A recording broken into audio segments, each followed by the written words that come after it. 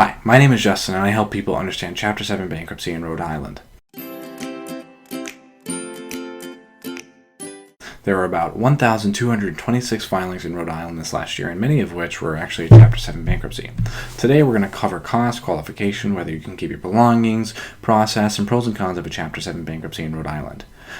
You generally have to qualify for a Chapter 7 bankruptcy in Rhode Island by using the means test. You can use our free Chapter 7 calculator in the link below, which helps estimate your qualification and costs. You generally can qualify for a median income guideline by following below the allowable income for Rhode Island. Here are the numbers for Rhode Island for cases filed after November 1st, 2021. You can always use our calculator below for updated figures. The estimated cost of a Chapter 7 bankruptcy in Rhode Island may cost between $1,100 to $1,500. Chapter 7 bankruptcy costs in Rhode Island can depend on your location, the complexity of the case, type of bankruptcy you file, how much attorney interaction you have, and the attorney's expertise. For example, the Chapter 7 bankruptcy costs may be different if you're filing in Warwick compared to Cranston. Many people are concerned that they lose their home or car or valuables in Rhode Island. Often people can actually protect these belongings using the bankruptcy exemptions, which you can see on our article below covering Rhode Island bankruptcy exemptions. The process is important to understanding filing bankruptcy. Here are some questions to consider in the process to file. First, understand the different types of bankruptcy.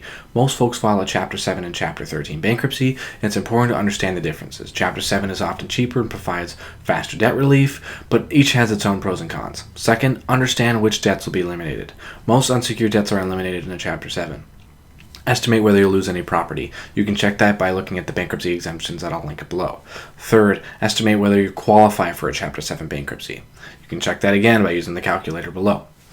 Fifth, understand alternatives to bankruptcy. 6, understand the cost of filing a bankruptcy. 7, determine whether you need to hire a bankruptcy attorney or not. Sometimes you're able to file without, sometimes you need. It just comes down to personal preference there. 8, take a credit counseling course. 9, file bankruptcy petition and other forms. 10, a Chapter 7 bankruptcy is assigned to your bankruptcy filing. 11, attend the meeting of creditors. 12, there's a confirmation of Chapter 7 bankruptcy filing qualification. 13, take second mandatory debt education course. 14, receive your bankruptcy discharge. As you can see, there's a ton of steps in the process, but some of the processes are just understanding if you'd like to file bankruptcy. Now let's cover the Chapter 7 and Chapter 7 pros and cons here.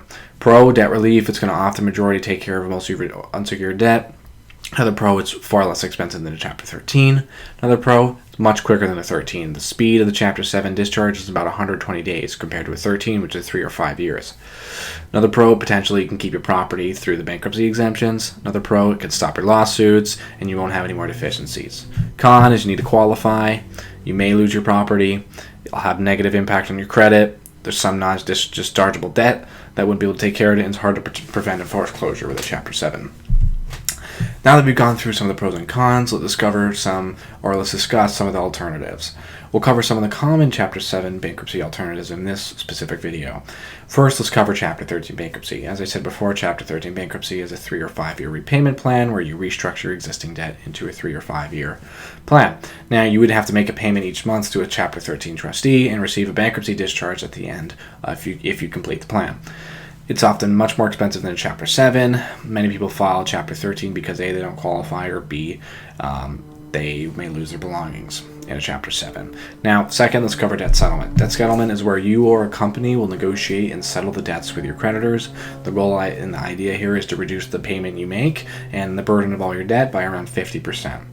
This will ideally help you lower your monthly payment, thus providing the debt relief. There are definitely pros and cons of debt settlement, so please do your research.